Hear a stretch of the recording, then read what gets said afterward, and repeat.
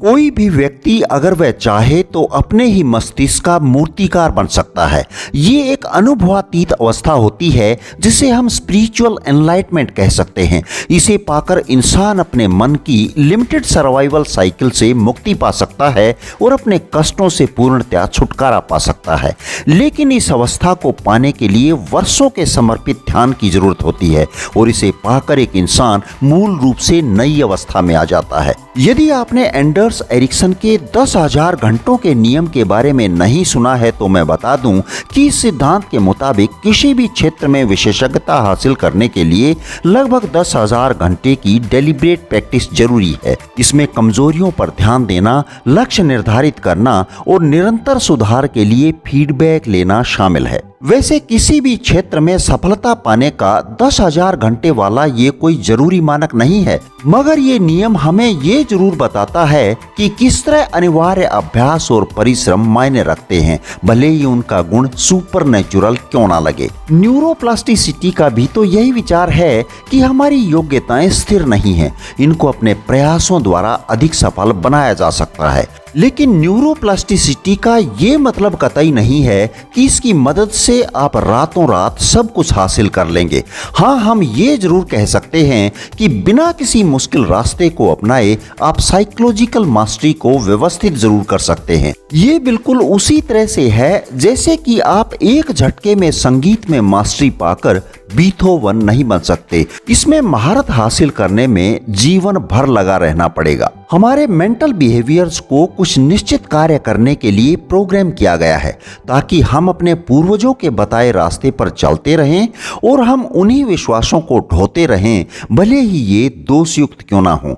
धीरे धीरे हम इनके आदी हो जाते हैं क्योंकि ये हमारे जीवन जीने का एक साधन बन जाते हैं। ये बिल्कुल वैसा ही है जिस तरह से हम दवाओं के आदी हो जाते हैं क्योंकि उनमें हमें अपना जीवन दिखता है। लेकिन अगर आप चाहें तो अपने व्यक्तिगत कार्यों, दोषों और विशेषताओं को अलग अलग मॉडिफाई और ऑप्टिमाइज कर सकते हैं और जब इस प्रक्रिया को बार बार दोहराते हैं तो हम एक एल्गोरिथमिक इंटेलिजेंस तक जा सकते हैं।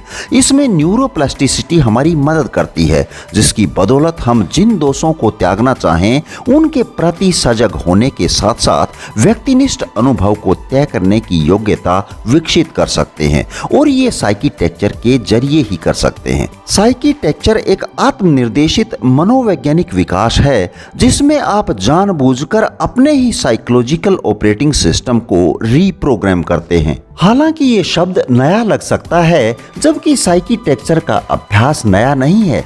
हजारों वर्षों से ये तरीका कई विचारक और गुरु अपने शिष्यों को उपदेशों के जरिए बताते आए हैं। साइकीटेक्चर का लक्ष्य यही है कि हमारे भीतर जैविक रूप से बसी हुई आदतों और प्रवृत्तियों को सुधारा जा सके, मानसिक पूर्वाग्रह और मान्यताओं को रिवायर किया जा सके जो हमें आगे बढ़ने से रोकती हैं। लेकिन इसके लिए हमें अपने अंदर माइंडफुलनेस विकसित करनी होगी, अपने दिमागी सॉफ्टवेयर से अनप्लग होना होगा, यानी कि अपने सॉफ्टवेयर के प्रभावी विश्लेषण के लिए हमें इससे बाहर आना होगा और ऐसा हम केवल मेटाकॉग्निशन के माध्यम से कर सकते हैं क्योंकि मन से बाहर आए बगैर उसे रीडिजाइन करना कुछ ऐसा ही होगा मानो आप चश्मे को लगाए लगाए ही उसकी मरम्मत कर रहे हैं। माइंडफुलनेस एक मेटाकॉग्निटिव रणनीति है। ये हमें हमारे सॉफ्टवेयर को रोकने की अनुमति देता है ताकि इसमें प्रवेश करके इसे रीप्रोग्राम कर सकें।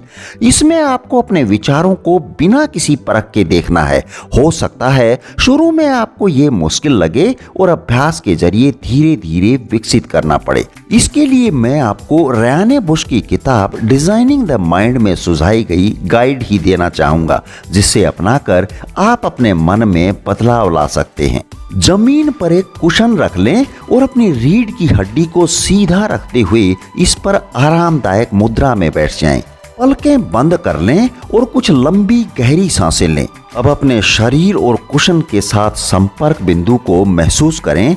बैठने से जुड़ी संवेदनाओं जैसे कि दबाव, गर्माहट, ठंडक, आरामदायक और चुभन को महसूस करें। अपने सांसों पर ध्यान दें, उनकी गहराई पर ध्यान दें, जैसे कि सांस लेते और छोड़ते वक्त नथनों और पेट का फूलना और दबना। ध्यान रहे कि सांस को वश में करने की कोशिश ना करें, इसे सहज भाव से आने जाने दें। जब भी आपका मन भटके, इसे फिर से सांसों पर वापस ले आएं। सांस लेने की प्रक्रिया से उत्पन्न ध्वनि और भावों पर ध्यान दें। बस इसी तरह से जारी रखें।